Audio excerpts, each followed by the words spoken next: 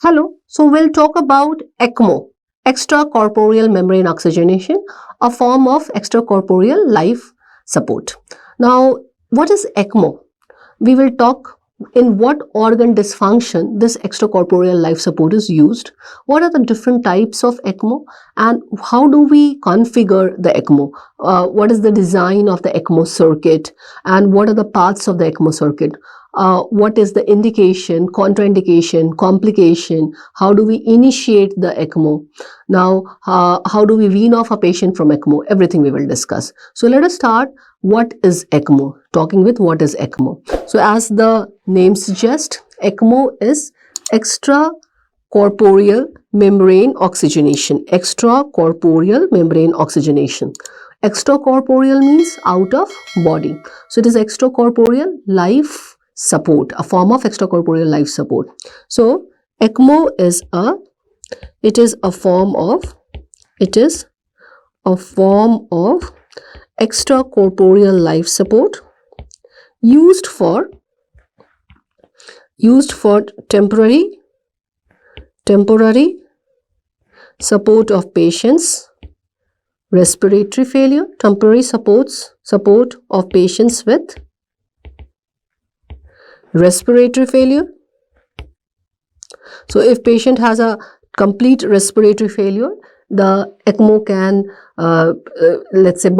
ECMO can do the work of lung. So support of patients with respiratory failure and or cardiac failure for cardiac support. So cardiac support.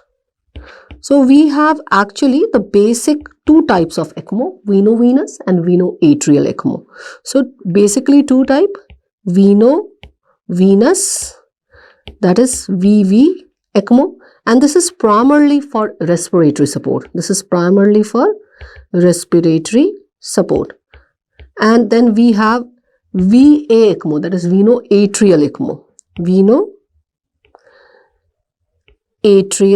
ECMO, that is VA ECMO, and this is primarily for circulatory support. And we have actually the hybrid form also, in which in veno-venous the atrial support has been, veno-venous and atrial cannula has been added for return of the blood to the artery, central artery, to provide a circulatory support, and in veno-atrial a cannula has been added for supporting the respiratory system. So we have hybrid also, we have different kind of hybrid system also. And then we have something called, that is ECCO2R, that is extracorporeal CO2 removal. So we will talk about this in also little bit about where do we use this. That is, this is extracorporeal carbon dioxide removal. Now this is not supporting the oxygenation, neither it is offering the circulatory support, but it is just doing what? It is removing the carbon dioxide from the body, from the lung. So where do we use it? We will talk about it. Now how does the ECMO work? The circuit of ECCO2R is also like veno-venous and veno-atrial circuit. So how does this work? So we have drainage reinfusion configuration.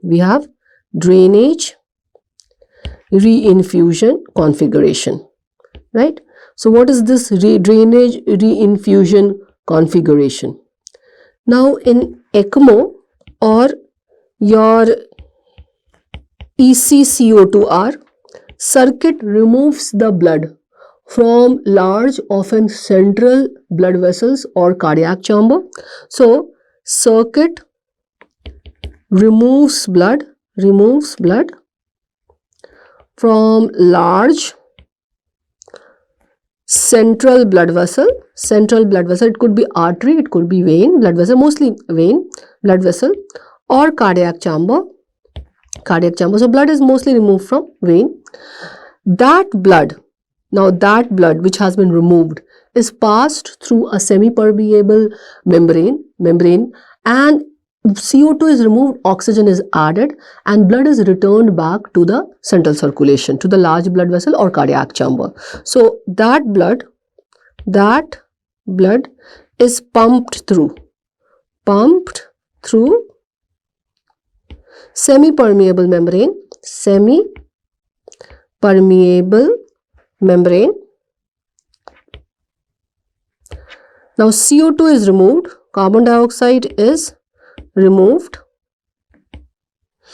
and your oxygen is added. Oxygen is added, and when this is done, blood is returned. Blood is returned, right? So blood is returned to large blood vessel or cardiac chamber, right? So this is drainage reinfusion configuration. So it should have a drainage from one of the vessels, then it should have a membrane which will remove carbon dioxide and add oxygen, and this will be returned to the cardiac chamber. So when we write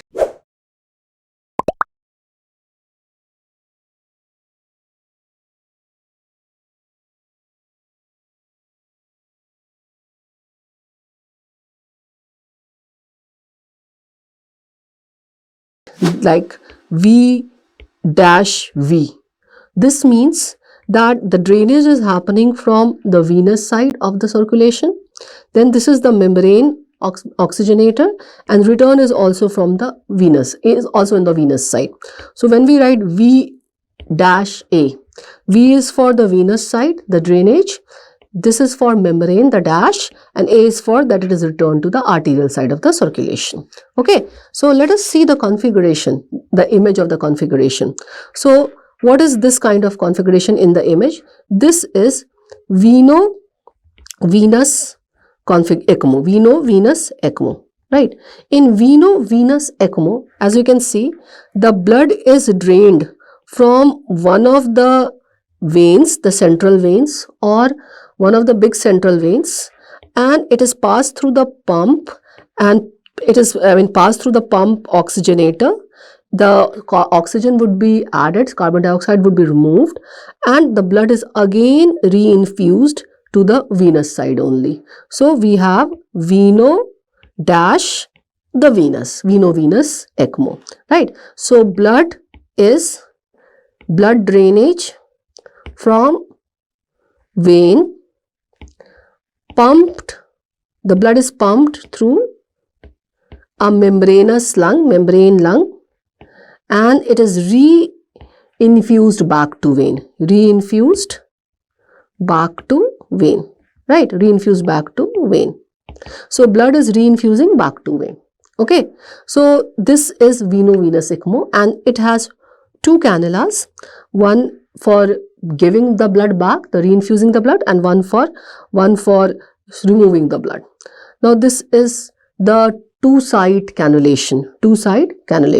Then we can have a single site double lumen ECMO circuit also, in which a single site cannulation has been done, and blood is removed from one of the cannula, one of the circuit, passed through the membrane oxygenator, and the blood is again returned back through that double lumen cannula. So we have two anatomically separate site, two-site cannulation. This is two anatomically separate site cannulation, and then we can have single site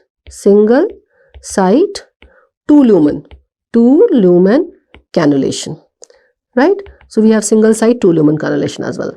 Then this is veno-atrial ECMO.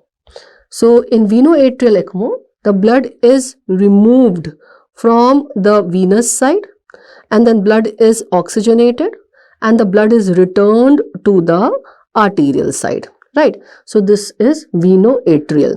So blood is draining from central vein with the tip of the cannula at or above the inferior vena cava in let's say vena caval atrial junction. So the tip of the cannula is at vena caval atrial junction here, and the oxygenated blood is reinfused back to the central artery or to the cardiac chamber. So it is reinfused back to the central artery like aorta or to the cardiac chamber. So this is veno-atrial ECMO. So we have veno-venous and we have veno-atrial ECMO. For veno-venous, we have two-site cannulation, or we have a single site double lumen cannulation done, double lumen circuit attached to it. Okay, then we have hybrid ECMO also. Now some circuits have for return of the blood to the circulation by two cannulas. One would return to vein, one would return to artery. So we have hybrid also. We have hybrid ECMO also, right? So hybrid ECMO, in which some circuit have two reinfusion cannula. So this is hybrid ECMO. Okay, now coming on the parts of this ECMO circuit. So we have seen, if you see this ECMO, keep it in mind, it should have a cannula, right? It should have the circuit, it should have the oxygenator, it should have the pump, and it should have the blender, right? So one by one, let us talk about the parts. Okay, but before talking about the parts, I said extracorporeal CO2 removal, a special type of ECMO, which is only used for removal of carbon dioxide. It has no use in oxygenation. So it is not intended to impact the oxygenation, right? It provides no cardiac support like veno-atrial ECMO. It is used in pure hypercapnic respiratory failure or in patient with less severe ARDS, just for carbon dioxide removal. The circuit, etc., is same. Okay, now let's talk about the parts of the ECMO, right? Parts of the ECMO circuit. We have a cannula, as I said, which will be cannulated in artery or vein. Circuit tubing, we have a pump, and we have an oxygenator, and we have a blender or with heat exchanger. So let us talk about the cannula. The cannula of the ECMO is made up of polyurethane, right? Which is reinforced to the wire to prevent any occlusion on bending. And nowadays the modern cannula is heparin coated with a radio opaque marker. So let's say it is made up of polyurethane, right? Which is a wire enforced cannula to prevent occlusion. Which is wire enforced, right? Wire enforced polyurethane cannula to prevent occlusion or kinking. Now modern cannulas are heparin coated and radio opaque. So modern cannulas, the latest one which we are using, are heparin coated with radio opaque marker, right? And the size of the cannula can vary. The size of the cannula is from 6 to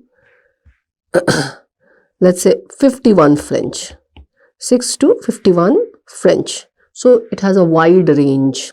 Now drainage cannula, one cannula which will remove the blood from the central, from the chamber of the heart or from the central vein. So drainage cannula,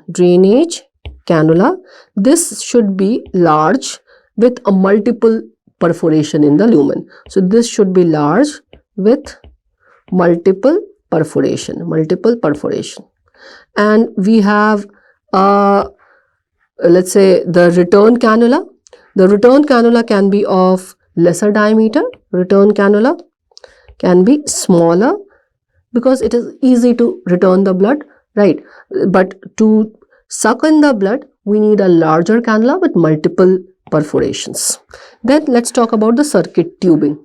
Now it is made up of PVC with biocompatible coating on it to prevent any systemic coagulation, to minimize the systemic inflammatory response. So it is made up of polyvinyl chloride, right? Polyvinyl chloride with biocompatible